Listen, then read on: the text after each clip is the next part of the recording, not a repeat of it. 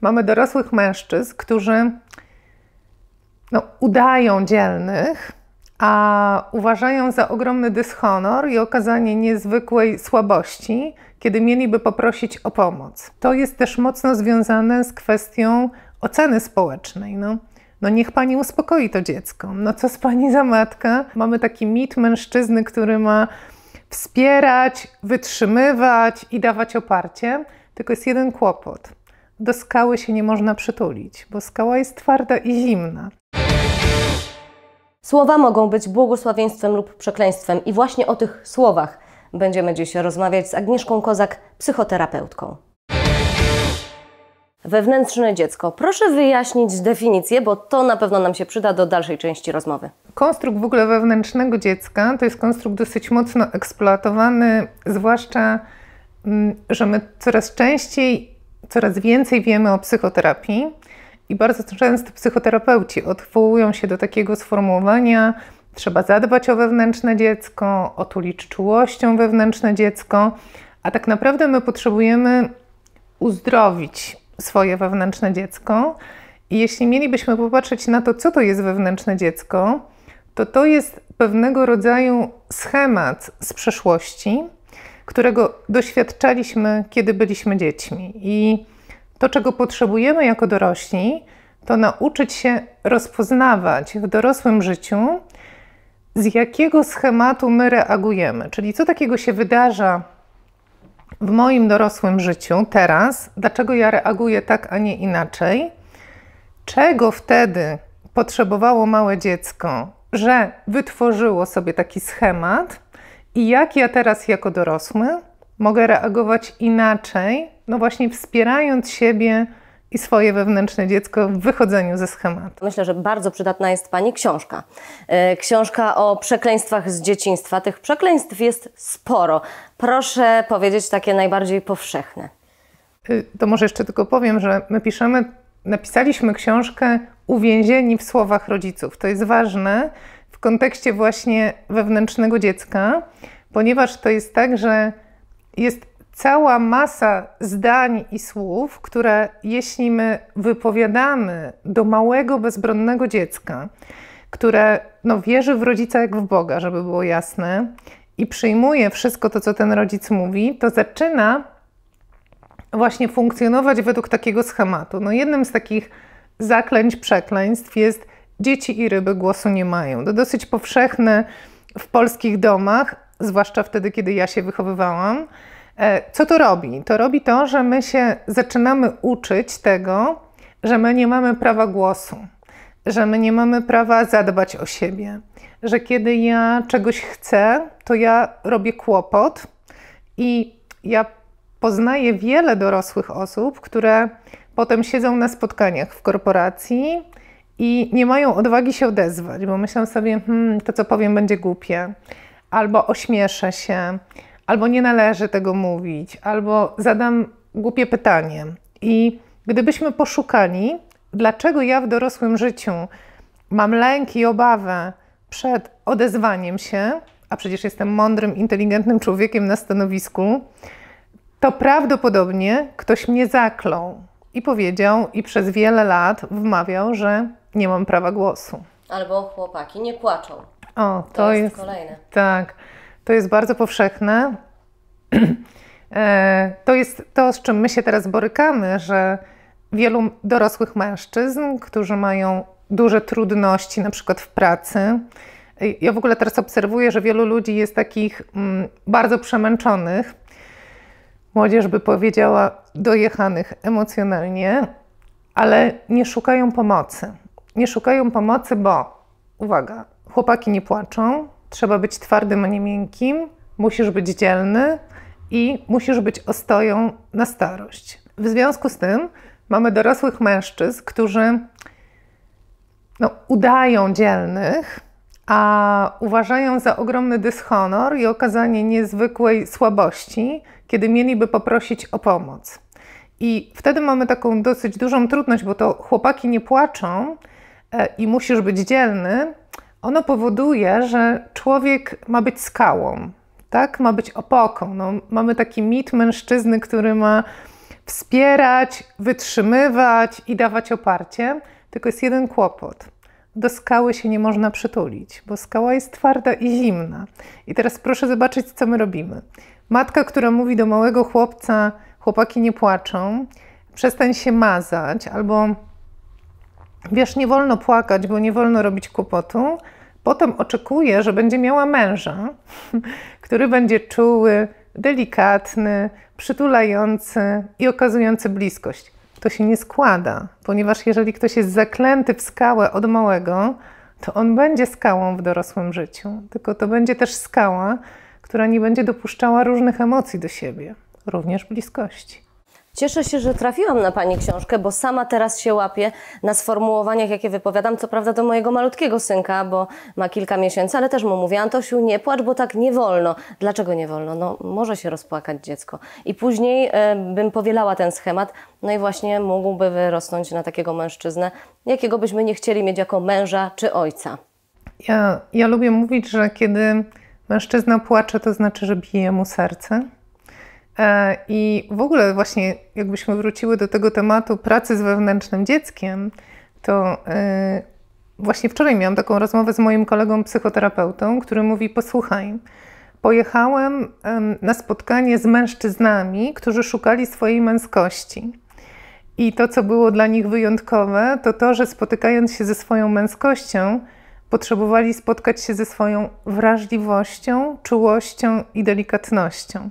I to, co Pani mówi, ja bardzo bym chciała, żeby naszą książkę przeczytali wszyscy rodzice w tym kraju, ale nie dla swoich dzieci jeszcze nawet, tylko właśnie dla swojego wewnętrznego dziecka, żeby zobaczyć, co ja mogę robić inaczej w dorosłym życiu, żeby mi było łatwiej, żeby mi było lżej, żeby mi było łatwiej prosić o bliskość i o kontakt, bo to, czego my potem doświadczamy, będąc zaklętymi, to my doświadczamy ogromnej, przeogromnej samotności. Bo proszę zobaczyć, jeżeli chłopiec chowa smutek, a uwaga, dziewczynka złość, bo również pisze o tym, że dziewczynki się nie złoszczą, to my musimy schować bardzo duży kawałek siebie.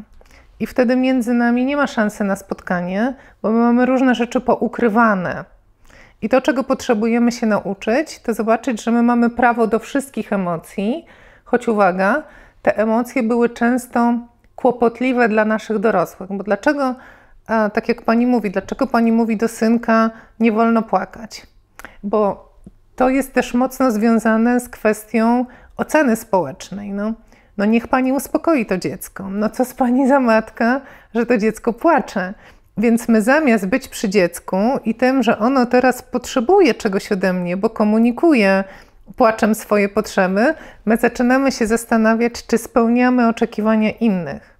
Takie zaklęcie, które okazuje się, że robi wrażenie na wielu ludziach i bardzo wielu czytelników książki pisze do mnie o tym, to jest, żebym nie musiał się za Ciebie wstydzić.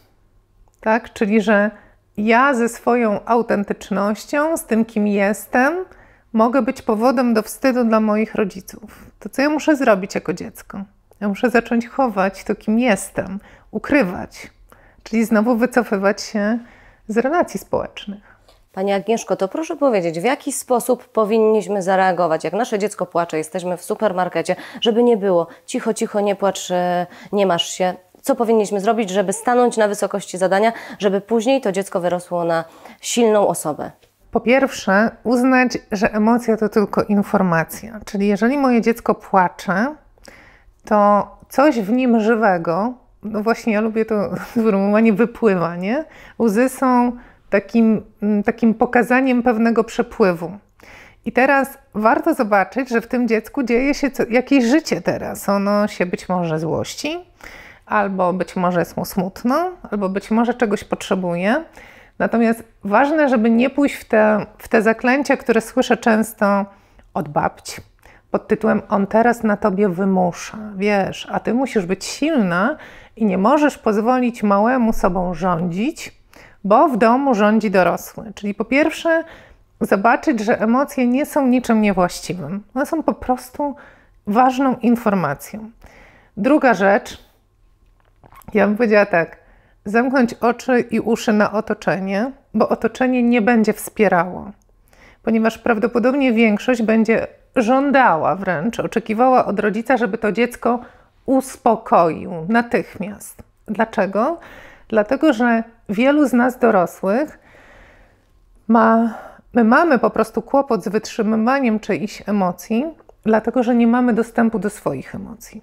Czyli kiedy dziecko płacze, wyraża jakoś swoje emocje, to ono jest dla mnie lustrem, że ja tak nie umiem, ja tak nie potrafię, albo ja sobie na to nie pozwalam. Wielu rodziców mówi, no ja bym sobie nie pozwoliła na to, żeby moje dziecko wrzeszczało w sklepie. No ale dlaczego, jeśli ono czegoś w tym momencie potrzebuje? I trzecia rzecz to jest to, czego my potrzebujemy wszyscy jako ludzie, a dziecko szczególnie, to potrzebujemy tak zwanego czułego odzwierciedlenia.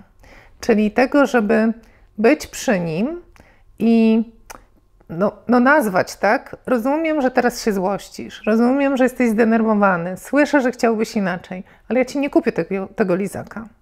Ja nie zgadzam się na te słodycze, bo nie tak się umawialiśmy. Czyli to, czego my bardzo potrzebujemy, to żeby druga osoba powiedziała: słyszę cię i widzę cię w tym, co czujesz i to jest okej, że to czujesz. Na przykład proszę zauważyć, że my mamy bardzo dużą trudność na przykład z towarzyszeniem ludziom w żałobie, w smutku. Jak człowiek jest w smutku albo w żałobie, to najczęściej usłyszy: uśmiechnij się, będzie dobrze, albo no nie ma co tak rozpaczać, albo ogarnij się, bo trzeba ogarniać życie. Że nam jest trudno być z kimś, kto jest smutny, a przecież żałoba to jest moje kocham cię do osoby, której już nie ma. Nie? Jak nam jest trudno towarzyszyć w tym, co ważne dla tego kogoś, czyli to odzwierciedlanie jest szalenie ważne, żebyśmy mogli robić przepływ. Czasami właśnie nie trzeba radzić też ludziom, wystarczy być i pokazać, że się jest wsparciem, prawda? Ja bym powiedziała, że nie wolno radzić ludziom, bo kiedy drugi człowiek jest w jakiejś swojej trudności, to on bardzo potrzebuje być w tej trudności przyjęty. To jest o tym, że jak my jesteśmy zaklęci w tych różnych zaklęciach pod tytułem, nie wiem, nie rób kłopotu, no nie masz się, ojciec wie lepiej, to my jesteśmy cały czas w lęku przed oceną. I teraz, kiedy pani zaczyna mi radzić, co ja powinnam zrobić ze swoimi emocjami, to ja za każdym razem dostaję informację: nie czuj, albo to, co czujesz, jest niewłaściwe. Ja ci powiem, co dla ciebie będzie dobre. Czyli kiedy my radzimy albo pocieszamy, to my próbujemy przejąć odpowiedzialność za tą drugą osobę, ale tak naprawdę chcemy się ustawić w roli eksperta czyjegoś życia, a to ja mam wiedzieć, jak mi jest, a zadaniem czy zaproszeniem drugiej strony jest to, żeby ona ze mną była. Tak długo, jak długo ja tego potrzebuję. Pani Agnieszko, Pani już wspominała, że słowa mogą być błogosławieństwem lub przekleństwem. Jakie słowa? Jakich słów unikać? Jakie słowa są przekleństwem? Jakie są błogosławieństwem? Jakby Pani mogła podać przykłady. Błogosławie, w ogóle nie, błogosławie to jest chcę cię obdarować dobrem. Czyli kiedy mówimy w ogóle o słowach, które mogłyby być błogosławieństwem czy przekleństwem, to powiedziałabym tak: my potrzebujemy w ogóle nauczyć się słów, które będą błogosławiły, czyli nadawały wartość drugiej osobie. I takim moim ulubionym słowem, najulubieńszym, najukochańszym jest słowo doceniam. Ponieważ doceniać oznacza właśnie nadawać wartość. Nie? Docenianie walutare. Doceniam to, kim jesteś, doceniam to, jaka jesteś, doceniam to, że jesteś ze mną w relacji, bo ja wtedy nadaję wartość sobie, tobie i relacji, którą tworzymy. Kolejna rzecz to jest wszystko to, co pokazuje tej osobie dobro w niej. Czyli doceniam inteligencję, doceniam to, że pamiętałaś o tym, że lubię jogurt truskawkowy, doceniam to, że kupiłaś mi moją ulubioną drożdżówkę, czyli właściwie wszystkie te słowa, które by wskazywały na to, że widzę cię w dobru, które ze sobą niesiesz. I teraz im bardziej my w tym dobrym jesteśmy widziani, tym bardziej my się w to dobro ubieramy. Natomiast wszystkie słowa pod tytułem za mało, za dużo, niewłaściwie,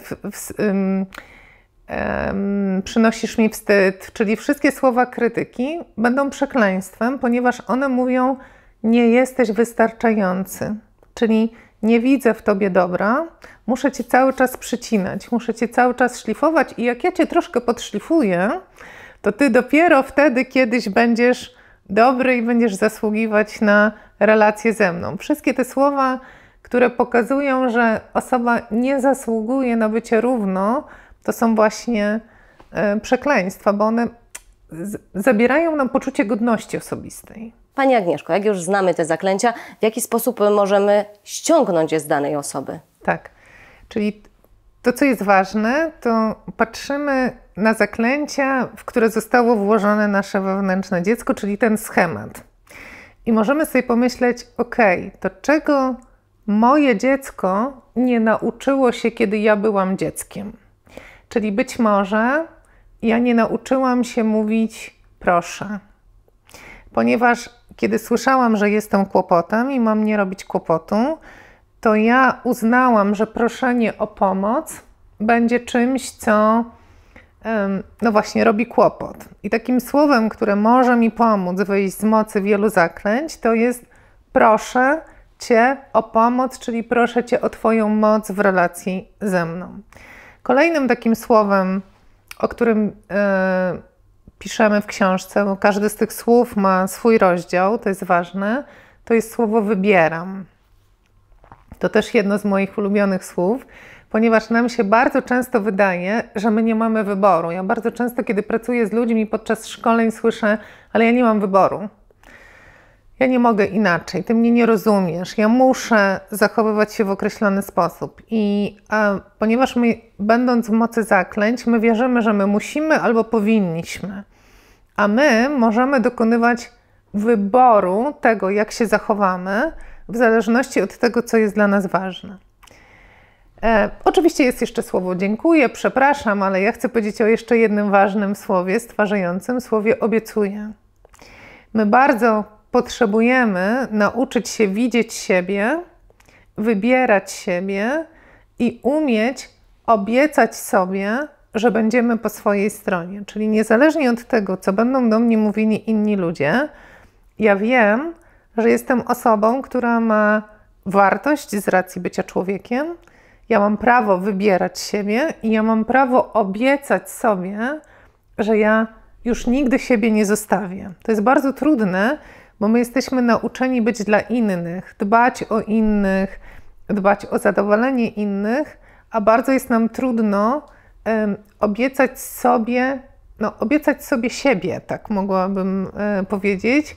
I jak zaczynamy te słowa widzieć i wybierać je świadomie, to nawet my się nie musimy zastanawiać nad tym, w mocy jakiego schematu jesteśmy. Bo jeżeli ja wiem, czego chcę, czego potrzebuję, wybieram i obiecuję sobie, że wiem, kim jestem i o co zadbam i jeszcze proszę o pomoc, to proszę zobaczyć, że schemat przestaje mieć nade mną moc. Bo to ja jestem wolnym człowiekiem, który dokonuje zmian w swoim życiu. Ale jest to na pewno długa praca. Tak, jest to długa praca. Ja bym powiedziała też tak, że jest to długa praca, do której warto zaprosić kogoś, kto nam będzie w tym towarzyszył. Ponieważ tak jak w schemat nas włożyli jacyś ludzie, to te schematy, one powodują, że my jesteśmy w mocy pewnych kłamstw na swój temat. Dlatego my bardzo potrzebujemy czułego, delikatnego, wrażliwego, uważnego na nas przewodnika, czyli osoby, która będzie nam towarzyszyła w tym zdejmowaniu kolejnej warstwy kłamstwa. I to ważne, że Pani mówi, że to długo, bo to jeżeli ktoś ma 30-40 lat i żył w tym schemacie, to proszę zobaczyć, że zdjęcie tej skorupy schematu, czy zdjęcie tej zbroi, którą nas ten schemat obudował, będzie trochę wymagało czasu. I ktoś tak ładnie napisał pod jednym z filmów u mnie na YouTubie, że my czasami jesteśmy tak skuci lodem, że potrzebujemy nawet kilku lat, zanim nauczymy się dbać o siebie, ale bardzo warto na tę drogę wejść. I na koniec dobra wiadomość dla osób, które nas oglądają. Mamy konkurs, w którym do wygrania będą książki, których jest Pani współautorką. Jakie zadanie konkursowe? Bo szczegóły będą w opisie filmu. Tak, ponieważ tytuł książki brzmi Uwięzieni w słowach rodziców. Jak uwolnić się od zaklęć, które rzucono na nas w dzieciństwie, to moja propozycja jest taka, żeby Państwo napisali, jakie zaklęcia towarzyszyły im w ich dzieciństwie, natomiast nagroda pójdzie do tej osoby, do tych osób, Właśnie, nagrody. do tych osób nagrody, tak, które napiszą zaklęcia, których ja do tej pory nie znałam. To jest ważne, bo co jakiś czas czytelnicy mnie zaskakują. Mi się wydaje, że ja już znam wszystkie zaklęcia, które były w polskich domach. Zrobiliśmy taką duży research, jakby powiedzieć po staropolsku, ale okazuje się, że jest cała masa zaklęć, których nie znałam, więc książki powędrują do osób, pod którymi ja podpiszę, tak, to jest to zaklęcie, które słyszę pierwszy raz i nie znałam. Być może to będzie pretekst do kolejnej książki. Tak, jest taki plan i jest on powolutku realizowany.